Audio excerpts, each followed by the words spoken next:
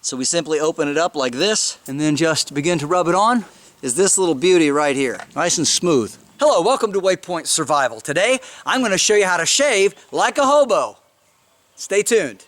In the last video I showed you the contents of the Hobo haversack. If you haven't watched that video, I would encourage you to go ahead and check it out. It's pretty interesting, and there's a lot of interesting items that I carry in here, a lot of vintage stuff, and it's just a lot of fun gear to carry around and use.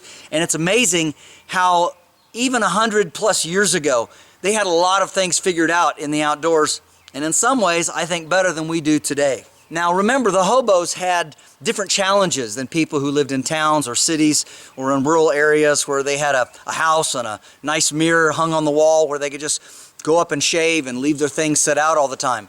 They had to have small, compact, travel-sized things. And of course, depending on their status in life and the amount of money they could earn, of course, a lot of things they would bring with them would be from home.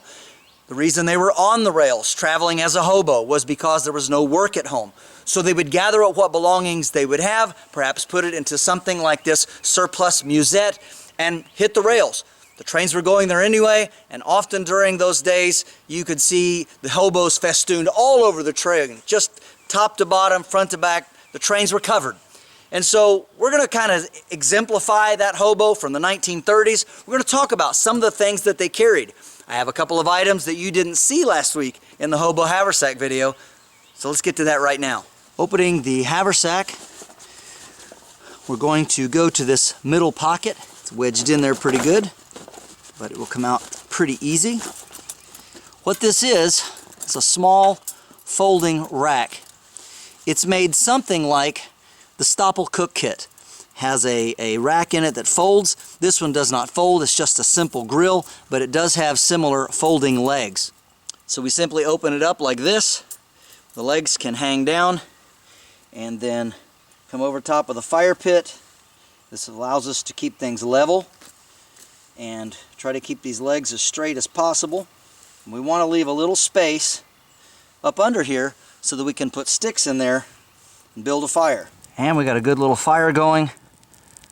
Great, sitting there securely in place. This is our shaving kit in this old cocoa tin.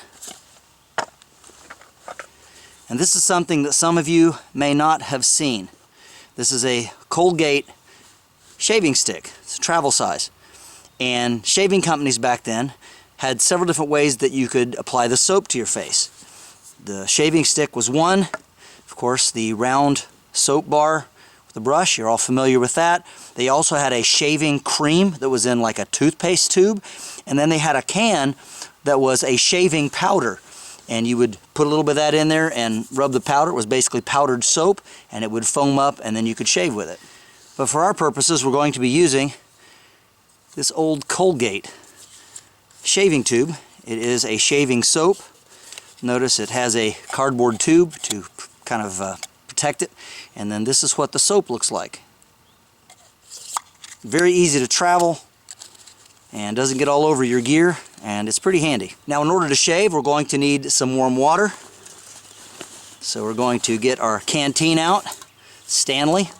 And I've been told since my last video by a good friend of mine that these were actually hot water bottles. But they're definitely probably used for canteens as well, because you can see it lends itself quite well to that. I love the flat size. It's perfect for a haversack. And it does have the same lid as the M1910 canteen. By the way, I'd like to give him a shout out. His channel is called Sarge Vining, and he's an absolute wealth of information and videos about older and vintage camping gear, and he's got about 5,000 subs. I would encourage you to go over there, watch his stuff, sub to his channel, and because again, he is just a valuable resource for me, and I think that if you're into any kind of vintage camping gear, you will really like the kind of information that he shares.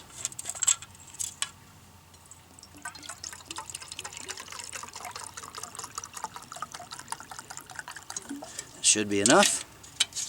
Now let's go put it on the fire. Now you can indeed put a tin cup on a fire as long as it's got plenty of water in it. You don't want to get it too hot and melt the tinning off, but we'll just set that right there and let that warm up for our shaving. I've already showed you the contents of our shaving soap here, our shaving stick. Now we're going to get into our cocoa tin.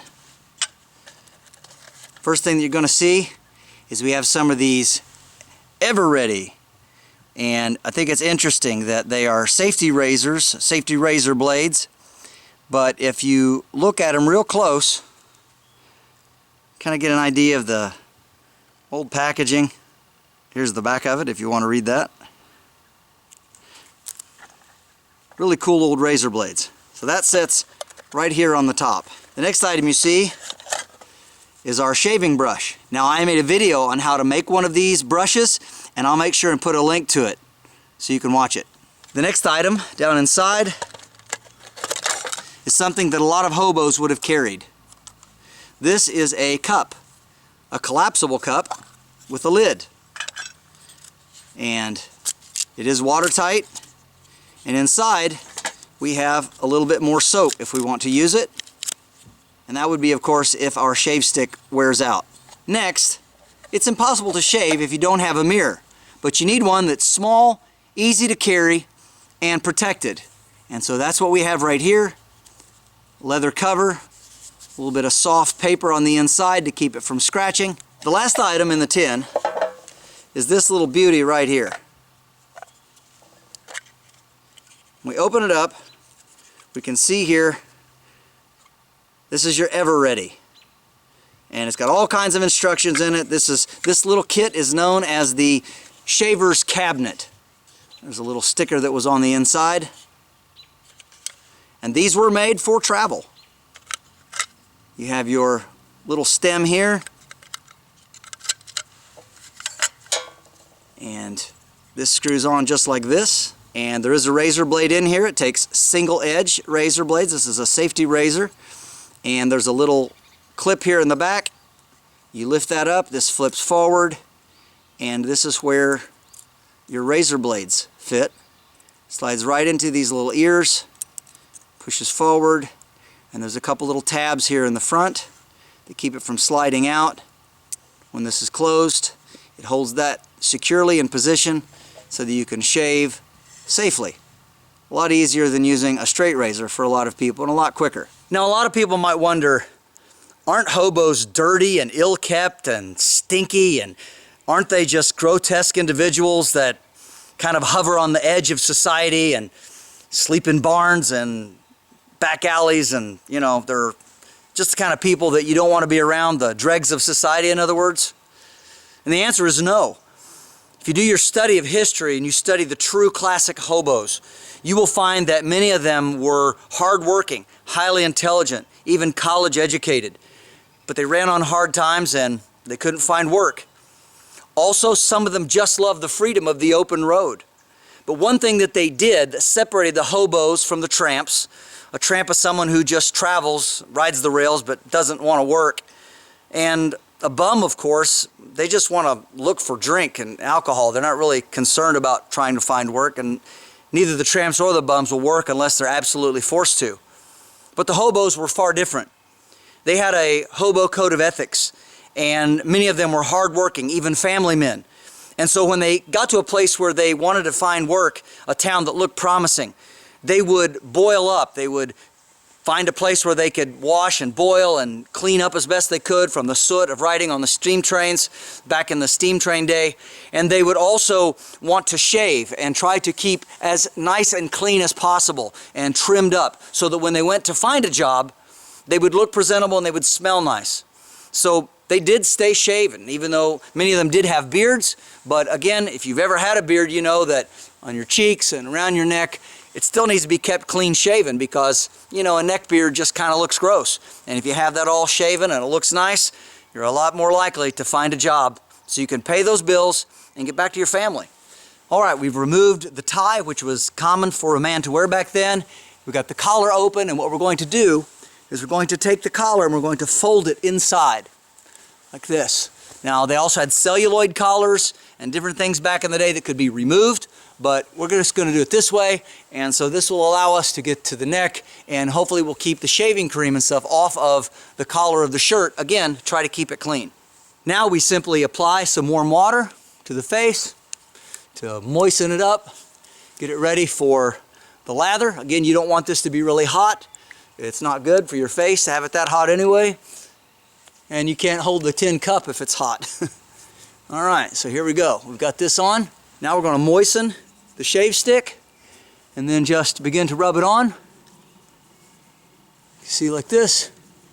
Get it around. You can always apply more water if you need to, but that's pretty good. It doesn't lather up like a lot of soaps do that you're familiar with, but that's good enough, just like that. Of course, we want to dip the razor and get it nice and moist. And of course, we have our small mirror.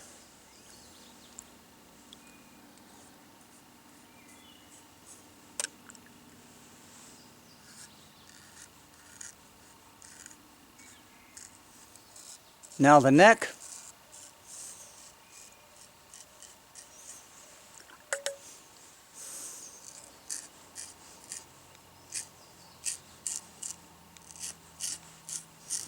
And that looks pretty good. Feels nice. Nice and smooth. To clean up, we have the ever-present handkerchief. What's left of our warm water. Yeah, there's a few whiskers in there, but you know, back in the day, people didn't worry about that stuff as much as we do now. Yeah, you just, you know, mop it off, clean it up, and now you're presentable, you're ready, and you can go find a job. But first, of course, we have to rinse out the tin cup. We don't want to be drinking soap the next time we try to use it for a drinking cup. A little more fresh water, swirl it around a bit.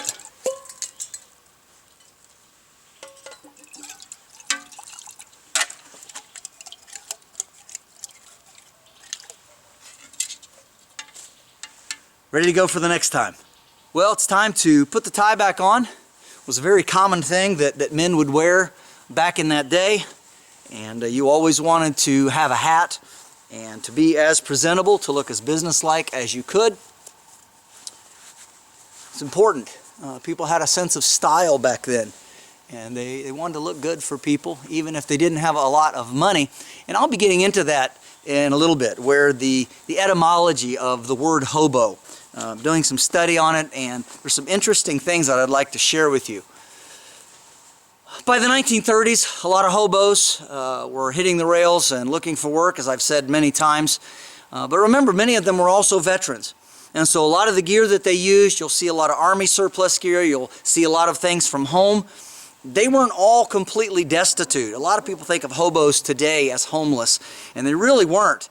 Some of them were by choice, and some of them had to because their families were too big, like my great uncle, and he had to leave home at 13 because the family was just too big and there wasn't enough money and food to feed everybody. So that was another story.